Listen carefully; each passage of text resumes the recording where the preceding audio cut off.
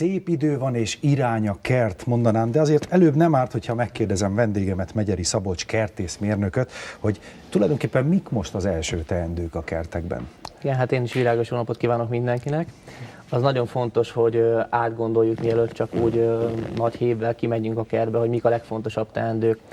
Azért is fontos ezen elgondolkozni, mert egy jól kivitelezett tavaszi kertmintás gyakorlatilag egész évre befolyásolja a kertünkben végezhető tevékenységet. Látom, van egy olyan szerszám, amit nem is tudott letenni és otthon hagyni, hanem a kezében maradt, mikor bejött. Igen, ennek van egy nagyon hosszú nyele, ami több mint 2 méter. Igazából ennek cserélhető a nyele, ami azért jó, mert hát így a válság éveiben elég, hogyha egy jó nyelet veszünk, ez ugye jó szerszám fele munka, mondja is a közmondás, érdemes inkább drágább szerszámokat venni, tehát mondjuk ilyen 1-2 ezer forintokért kaphatók ilyen egyszerűbb ilyen lemezások, érdemes inkább ilyen 6-8 ezer fontos, ilyen ergonomikusan kialakított ásókat vásárolnunk, és akkor attól biztos, hogy nem fog megfájdulni mondjuk a derekunk. Tehát... Jó, első teendő, tehát tavasszal a kertben a vásárlás, a második pedig már a gyeppel lesz kapcsolatos. Pontosan, ugye a gyepp az a legnagyobb felületünk, ami igazából olyasmi, mint a nappalinkban a szőnyeg, ugye, amit porszívózni, illetve hát takarítani kell.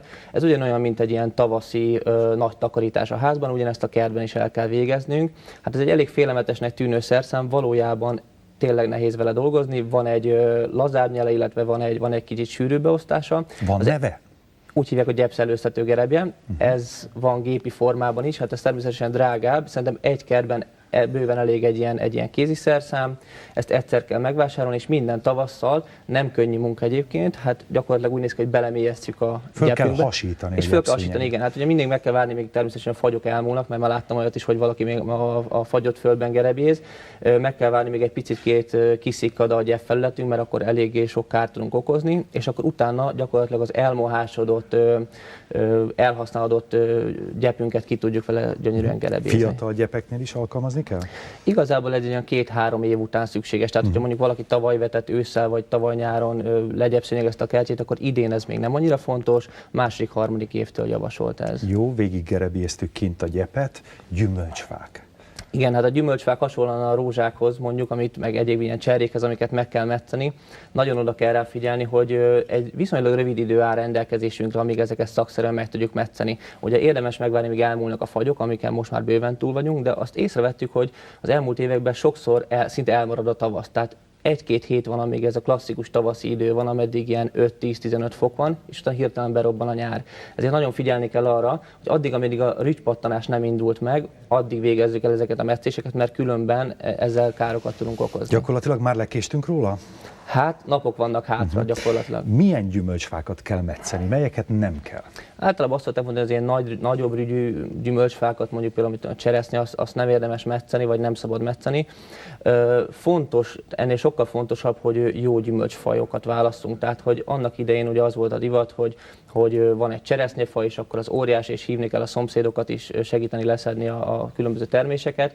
Ma már oda kell figyelni, hogy lehetőleg törpalanyú fajtákat válasszunk, és akkor egy gyümölcsfa, ez egy klasszikus új kertbe, 1-2-3 légköbméterben elfér a teljes termőfelület, és mindenféle létre meg egyéb életveszélyes eszközök nélkül le tudjuk szedni a gyümölcsöt. Tehát ennek érdekében tulajdonképpen azt tanácsolja, hogy mindenféle gyümölcsfát metszünk? A legtöbb gyümölcsfát metszeni kell.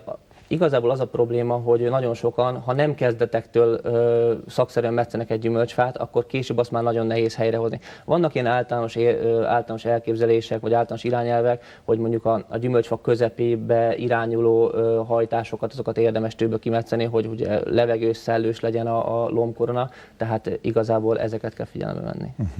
Komposztálás. Lehet-e már komposztálni, vagy még hideg van ahhoz?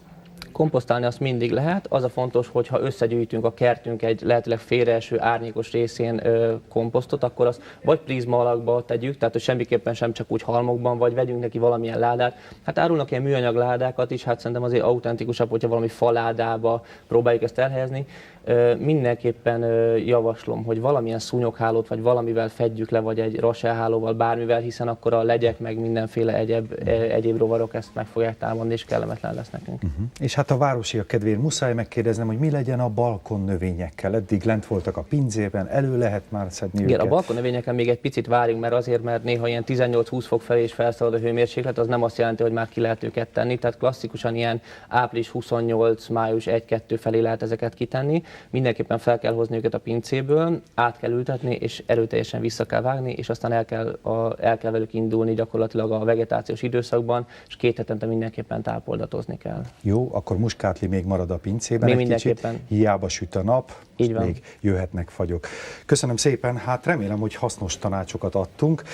Most pedig akkor irány a kert, de most már Kosztolányi Dezsővel kézen fogva, hogy így mondjam, egy ilyen jeles képzavarral éljek, ugyanis 125. évfordulója alkalmából egészen április 14-ig emlékkiállítás látható. Mi a kiállítás egyik szervezőjével, Gyurkovics Tibor özvegyével beszélgettünk.